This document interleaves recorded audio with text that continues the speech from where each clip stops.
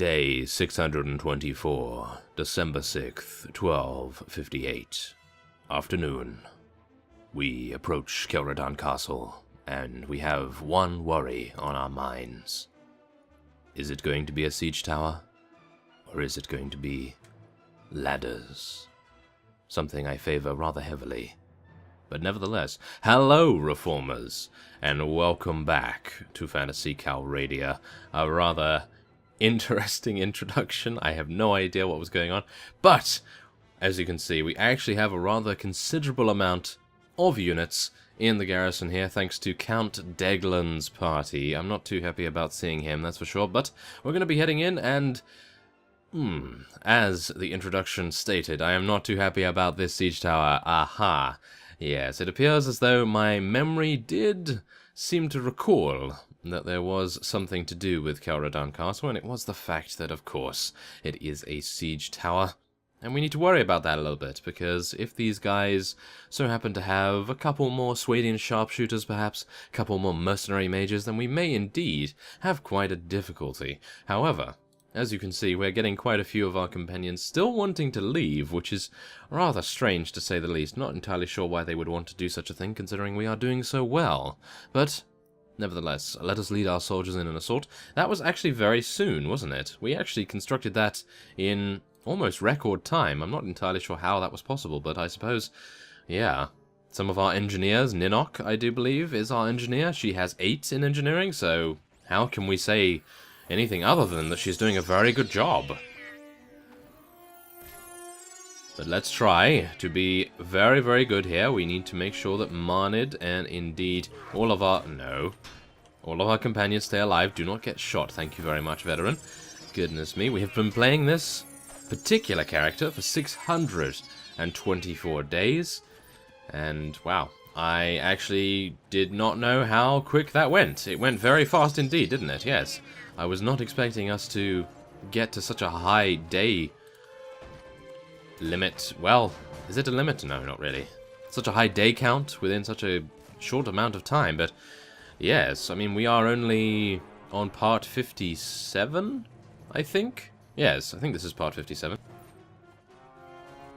That is pretty impressive, I gotta say. I'm not entirely sure what was going on with that, but okay. Well, I suppose we should just heal ourselves, make sure that we don't take too much damage, and we do have our Scimitar of Speed, of course. So we are going to make good use of that once our siege tower gets to the walls. This is actually going to take quite a while, isn't it? Probably not the greatest siege layout for us, but I suppose that is the point. We do need the defenders to be absolutely secure in their feelings of being rather defensive, and yeah, I'm not too happy, I gotta say. But we do have a lot of mercenary mages. As you can see, we actually have 32 archers on the battlefield right now, which is actually record-breaking for us right here, because with the Faith Edition of Phantasy Calradia, we really did not favor ranged units at all, and we pretty much just went for a straight Blazing Hand Inquisitor, Blazing Hand Infantry, and generally just having a lot of Dwarven units and infantry. So yeah, having a lot of archers is quite the change for us. I do quite like it. I do quite like it, because as you can see, we have already taken out 33 of the enemy's units. Now, we do have, I do believe, 250 units to take out, roughly, in this particular garrison, so I'm a little bit worried about that, I gotta say, considering, oh, a stone golem is actually right next to us here. An arrow is sticking in his leg. Can you imagine that? That must be a very strong arrow, goodness me. To go through a stone golem. Oh yes. Okay, well, I have my Scimitar of Speed. Nothing can beat us in terms of speed right here, so let's just hope that my skills are enough to pay the bills. Yes. I should not have said that, probably. Oh, yes. Okay, come on, let's do this. Whoa, okay. This Scimitar, I know I raved about it in the previous episode, but really, if you are playing this as well as me, then you really need to get one of these, if you haven't already, but wow. I am mighty impressed. I am not mighty impressed about this, however. I feel like I'm gonna die if I go up here, so should I do it? They are only regular crossbowmen. But we know what they're like. As you can see, he already did 3 damage to us, and we have the fastest weapon alive because, of course, I was a little bit overzealous with our attacks. Oh no. See, they have clubs and staves, and they're only mages, and still they're doing extreme amounts of damage. Well, they're not doing extreme amounts of damage, but they're doing some pretty considerable damage, considering we don't have any reason to take any damage, but we did nevertheless, because, of course, it's me. Oh, yes. Okay, so wait a second. Where are all of the units coming? Well, all of our mages are in... yeah, are in melee here. That's probably not a good idea, is it? Let's get them over here instead.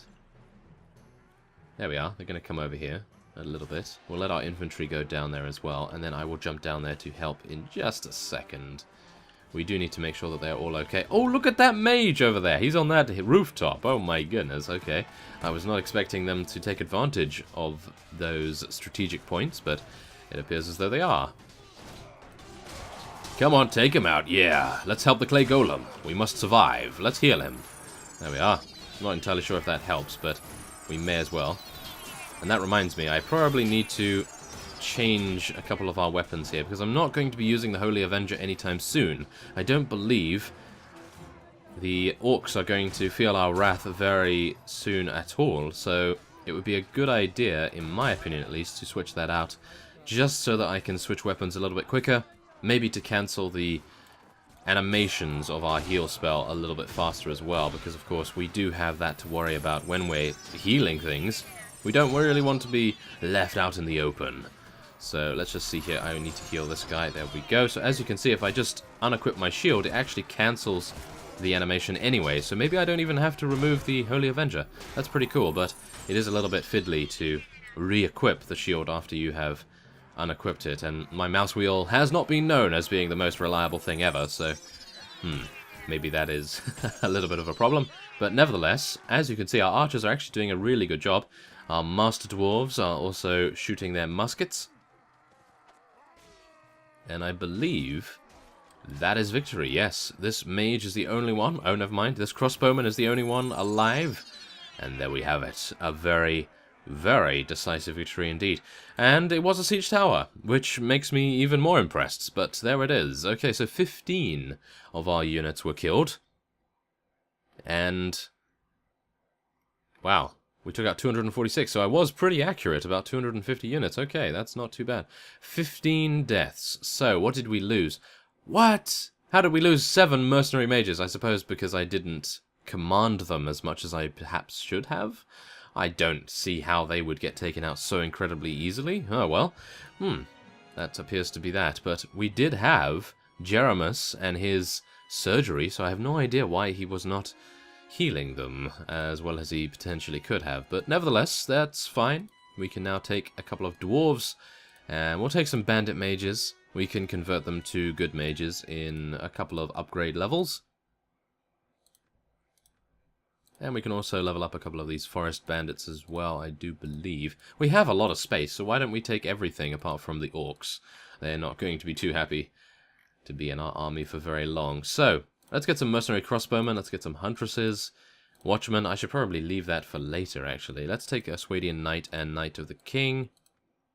And we'll take some sharpshooters as well, just to sell.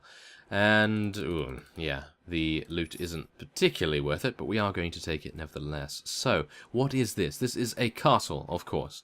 So, who doesn't have a castle? I think everyone has a castle. And who is actually upset with us right now?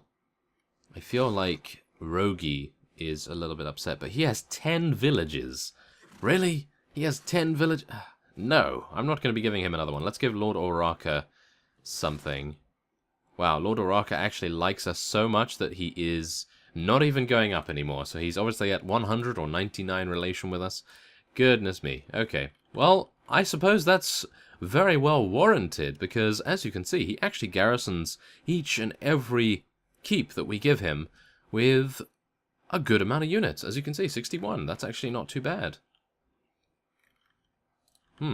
Lord Nebar. That is who I am not too pleased with. He does tend to garrison the various defensive structures that we give him with, well, just shall we say, a very small garrison in comparison to Lord Oraka, so maybe we will have to indict Lord Nebar soon. I really don't want to be honest, because he is a vassal from the Ridus Majocracy, and, well, they are quite rare to come across, as far as I'm aware at least.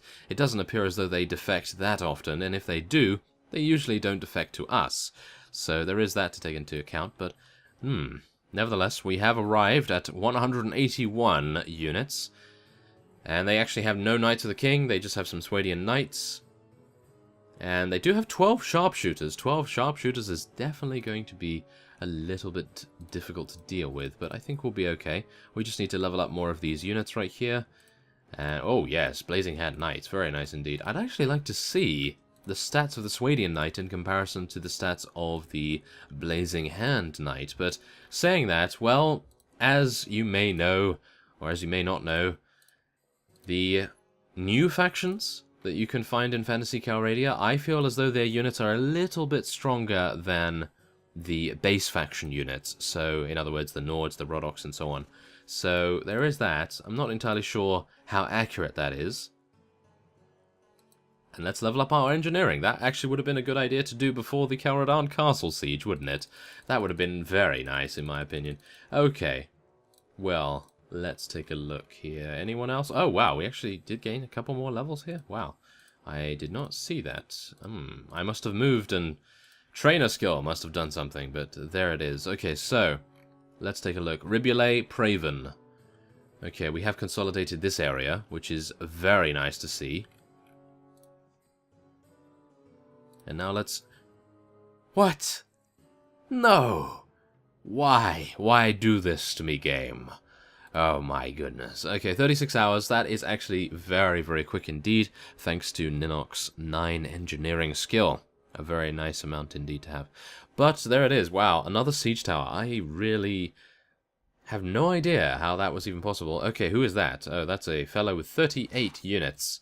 And let's just take a look at what he's upset about. He's happy about our choice of companions. Downright appalled at your style of leadership. What leadership? I don't have any leadership. And downright appalled at the general state of affairs. Well, yeah, I don't think anyone's having any affairs, are they? Really? I mean, come on. We really don't have much time. We're always in wartime, and we're just really going to the 4 ways in and purchasing quite a few things. But, wow. Okay. I know that's not what it means, of course, but I'm just... yes, making fun of him a little bit. Really? Making fun of the downright state of affairs? Why is he even complaining about that? I have no idea, because we haven't lost any fiefs. I don't believe we've lost too many units in a very short space of time. What could be affecting his morale so dramatically? We'll take a look at the map after this and we'll see, but... Oh, wait a second. It happened after we took those drow units into our party, and a lot of people did not like that at all, and I had neglected to actually remember that that was the case. Okay, so yeah, that might be the reason. That's a little bit of a shame, I gotta say. But nevertheless, let's head in, and... Oh, wait a second. Is this... This actually seems very similar to Calradan.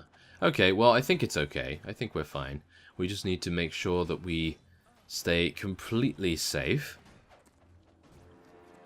And I'm not entirely sure whether bravery makes any difference right down here, but we're going to do it nevertheless. I'm not entirely sure if they have a duration. As you can see, it just improves nearby allies' damage, and bravery makes nearby allies immune to fear effects. So I suppose if they are using fear, which is unlikely, I would think that the Delthasum Empire would be the one to use fear spells, but, well, they are no more, aren't they? Yes, they have not been in the game for quite some time. Okay. Well, I'll tell you what, considering we did sit through an entire siege tower movement before to the walls, I am going to be cutting away, and I will move this to the walls and obviously cut back, and we'll have some fun with the Scimitar Speed. Okay, so you meet us back when our forces are making their way into the keep, and I have remembered this time around to leave our mages and our various archer ranged units outside the walls until we have penetrated their defenses initially. Now, we do need to be a little bit careful here, of course, because the Swedians, even though they don't have the best crossbowmen, they are quite damaging still. But hopefully our mages will do a good job at actually defending against them. Now, we are going to want to move these guys a little bit closer, so let's stand them closer. There we are. That's making a little bit of a difference, I suppose. Now, I do want our units to get in there as quickly as possible, because otherwise the new enemies' reinforcements will be, well, definitely reinforcing the enemy's ranks, and that would not be too good. Come on, we're heading in. We are heading in, and we are absolutely massacring them at the moment. Wow. I had a rather... No! No, no. I had a rather surprised look on my face right there, but... What? That's what I'm saying. Oh, that guy behind me. Okay. Okay, that's how it is it? Eh? That's how it is, Swedians. How dare you? So, this fellow right here, he is the guy that killed us, and he's now dead. Thank you very much, Arquebus, Master Dwarf. You did a very good job for us right there. And we were also shot by this guy over here. One of these guys, or shall we say, yes. We were also shot from this over here, right over there, and then the other guy finished us off with 40 damage. Wow. And just as I was saying, wasn't I just saying? I was saying, oh yes, the Swedian crossbowmen are not so good, but yeah, they can still do damage. Of course, of course.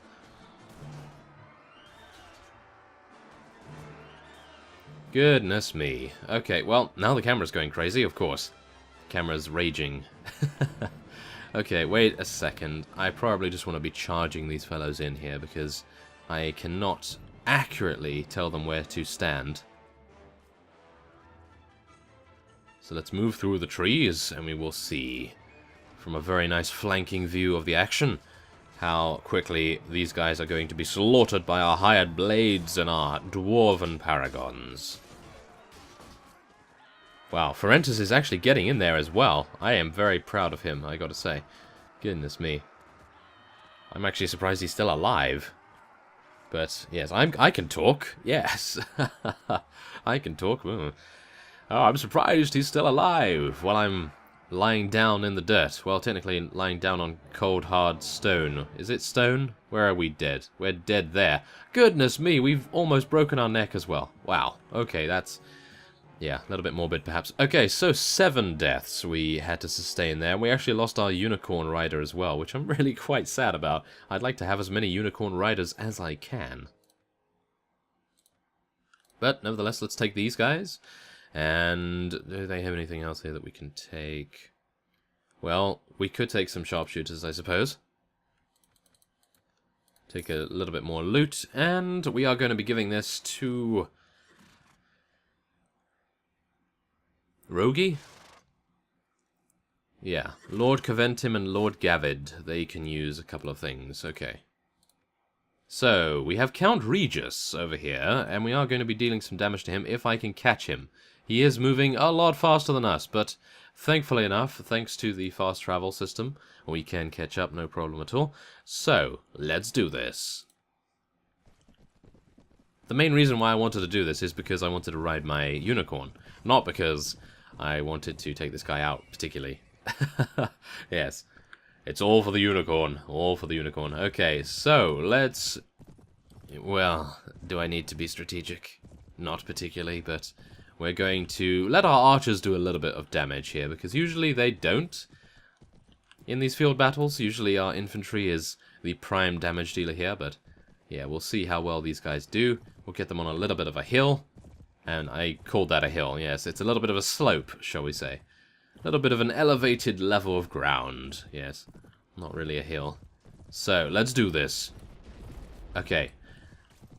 Don't watch that bit of the video. So, let's just... yes, let's do this now. There we go. Okay, that's a good kill right there. No, don't charge in, Veteran. How dare you? Day 624. How could you? Okay, everything appears to be going quite fine. Why did I not heal myself as soon as we entered the battle? That would have been a good idea, actually. Well, nevertheless, it appears as though the enemy has just charged themselves into us. And as you can see, that did not end up being very good for them. Marnid is roasting them as well. And there it is. That was actually one of the easiest field battles, but I suppose I really should not be surprised, considering they had such a few amount of units. But I was very happy to be able to acquire this Knight of the King. Oh yes, that's very nice, I like that. Unfortunately, using these units is going to degenerate our morale rather considerably, because they are Swadian units. So I may have to modify that a little bit as time goes on, but for now I think we're just going to be heading on to Praven. We may make a small stop off in Suno. I think we should probably stop in Suno right now. And we're going to go into the tavern.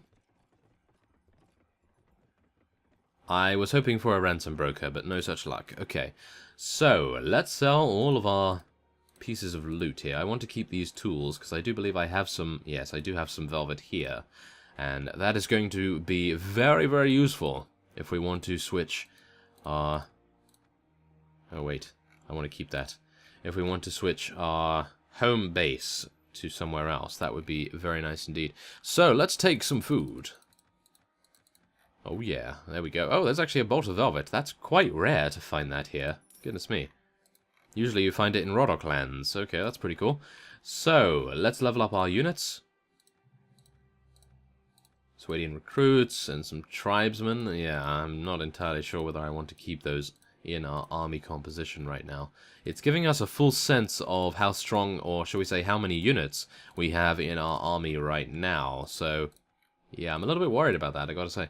Okay, well, whatever the case, I am going to be ending this episode off here, and next time on Phantasy Calradia we will be taking Praven, which is the last remaining town that the Swadians have under their control, and I can only hope that King Harlaus himself is not there, and he is off in some tavern in a very distant corner of Calradia, and drinking away his sorrows at the fact that the Riders Majorocracy completely destroyed the Swadians before I arrived. So, yes, as you can see, they actually have Uxkhal and Suno very, very early on too. Well, I thank you very much for watching, and I will see you next time.